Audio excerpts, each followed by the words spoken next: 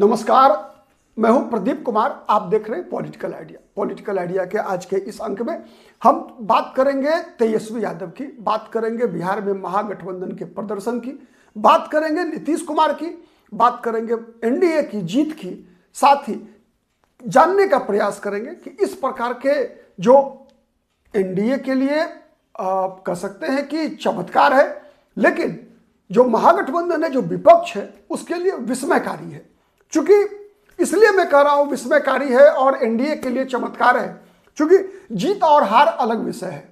Close fight होना चुनाव में, इस बात से कोई इनकार नहीं कर सकता कि मुकाबला कांटों का था बिहार में, लेकिन इस प्रकार का 10% का अंतर, इस बात की तो कल्पना किसी ने नहीं की थी कि जहां महागठबंधन का आंकड़ा वोटों का, मैं बता रहा हूं, वोटों का आंकड़ा 37% पर है, वहीं एनडीए का 46%। इस परिणाम की, इतने बड़े गैप का अनुमान तो किसी को नहीं था।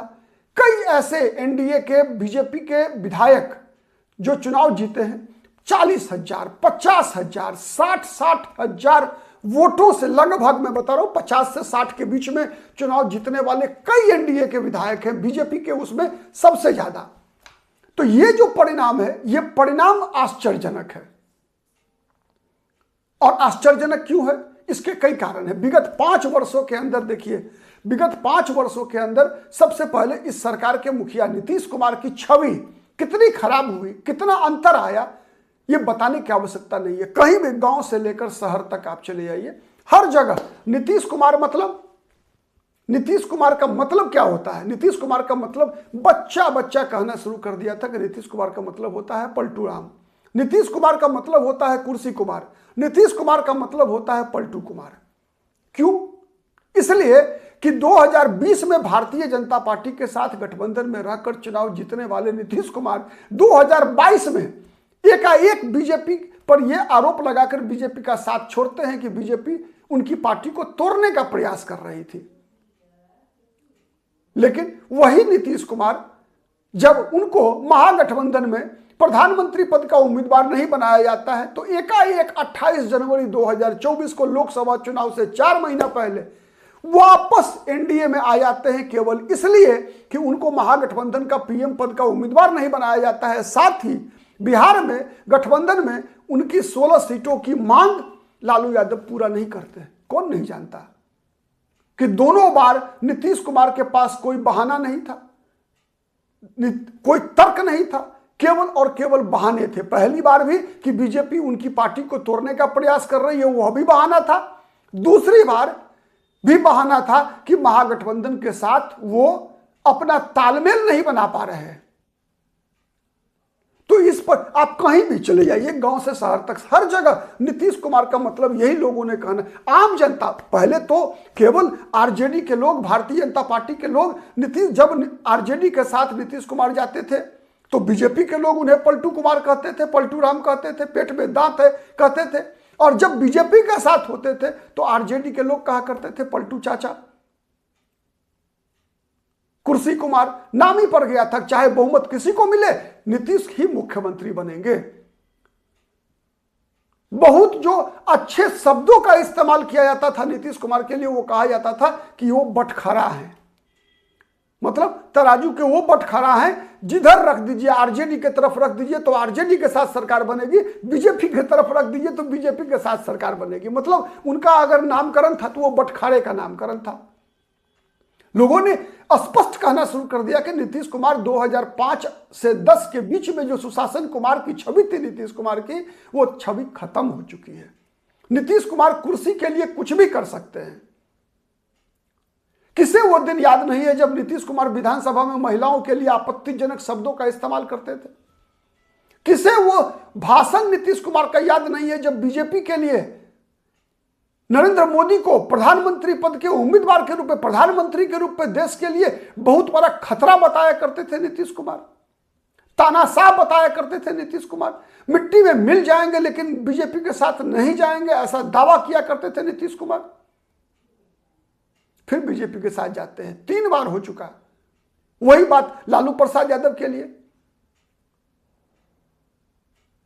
लालू यादव, राबड़ी देवी, तेजस्वी यादव, कौन से ऐसे शब्द थे जिसका इस्तेमाल नीतीश कुमार ने नहीं किया? कई लोगों ने कहा कि नीतीश कुमार का मानसिक संतुलन खराब हो चुका है, नीतीश कुमार ने अपने शब्दों की मर्यादा खो दी है और इसीलिए अंतोगत्वा नीतीश कुमार अपनी लोकप्रियता के न्यूनतम स्तर पर थे। जितने भी सर्वे हो रहे थे बिहार में, हर सर्वे में नीतीश कुमार और तेजस्वी यादव के बीच का जो अंतर था वो लगभग 50% का था। अगर नीतीश कुमार 15-16% लोगों की पसंद हुआ करते थे तो तेजस्वी यादव 40-42% लोगों की पसंद तक गए थे। अंतिम में भी चुनाव के दौरान आंकड़े जो निकल कर आए थे वो तेजस्वी यादव के पक्ष में 34% और नीतीश कुमार के पक्ष में सबसे बेहतर जो आंकड़ा निकल कर आया था वो था 22% का। तो 22% वाला व्यक्ति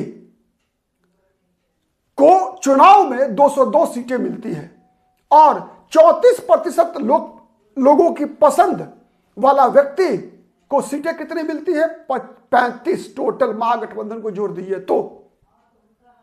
ये कौन सा चमत्कार है भाई? कहां से आते हैं ये वोट? दरअसल 2-3 पक्ष हैं इसके। एक तो सबसे पहला पक्ष है जिस प्रकार से सरकारी मशीनरी का इस्तेमाल किया गया, राजनीतिक मापदंडों मर्यादाओं का उल्लंघन किया गया। मैं इस बात से इनकार नहीं करता कि विपक्ष ने भी गलतियां की हैं, विपक्ष की गलतियों से भी विपक्ष की हार हुई है। मैंने कई बार कहा है कि महागठबंधन के अंदर कोई तालमेल नहीं था, महागठबंधन के अंदर कोई नेतृत्वकर्ता नहीं था, यह बात भी सही है, लेकिन उसके बावजूद संघर्ष काटो का था। इस प्रकार का एक तरफा परिणाम की अपेक्षा किसी व्यक्ति ने नहीं की थी। यहां तक कि अमित शाह का भी बयान आप नोट कीजिए, याद कीजिए, जब मीडिया से बातचीत करने के दौरान कई इंटरव्यू में अमित शाह ने दावा किया था। अमित शाह लगातार, आपको याद होगा, हर चुनाव दर चुनाव दावा उनका लगभग 20% एग्रीगेटेड होता है, बढ़ा हुआ होता है।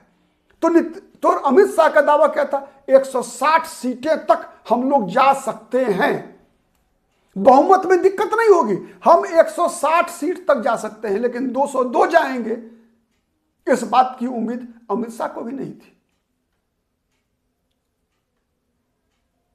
तो अगर मर्यादा की बात करें तो चुनाव के दिन, मतदान के दिन भी जीविका दीदियों के खाते में पैसे का ट्रांसफर करना, क्या यह चुनावी नैतिक मर्यादा का पालन किया गया था?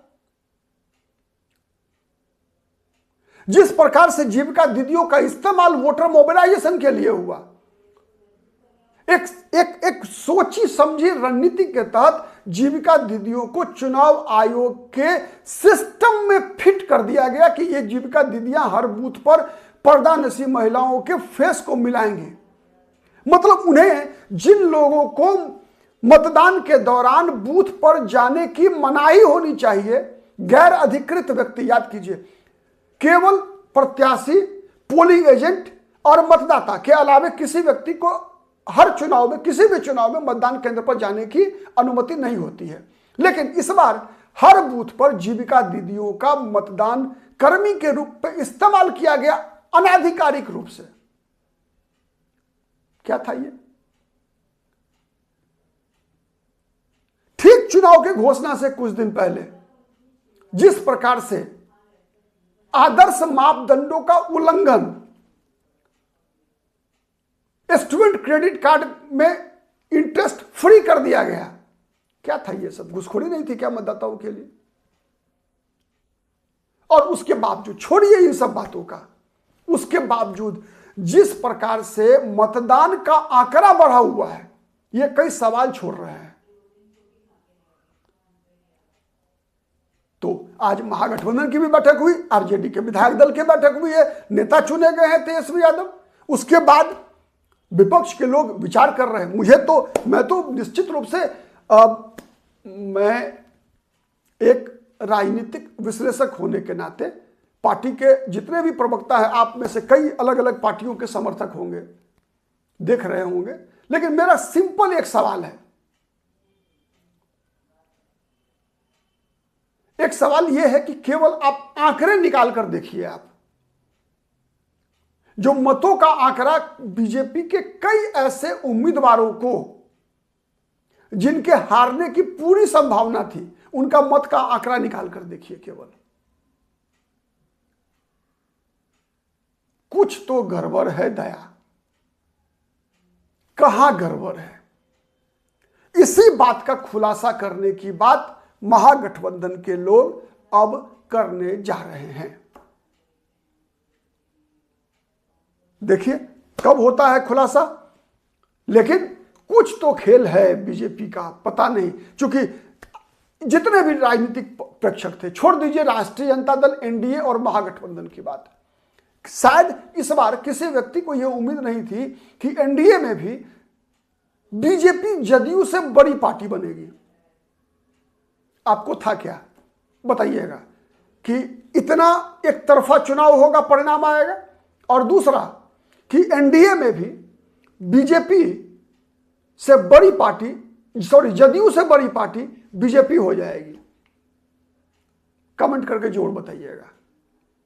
इसको केवल दलगत राजनीति के चश्मे से मत देखिए, क्योंकि पत्रकारिता का काम है हर राजनीतिक दल के नीति, नीयत और नेतृत्व पर सवाल खड़ा करना, और हम वही काम कर रहे हैं। हम किसी पार्टी के प्रवक्ता के रूप में काम नहीं कर सकते और न मीडिया को करना चाहिए। आज के लिए इतना ही। बहुत बहुत धन्यवाद।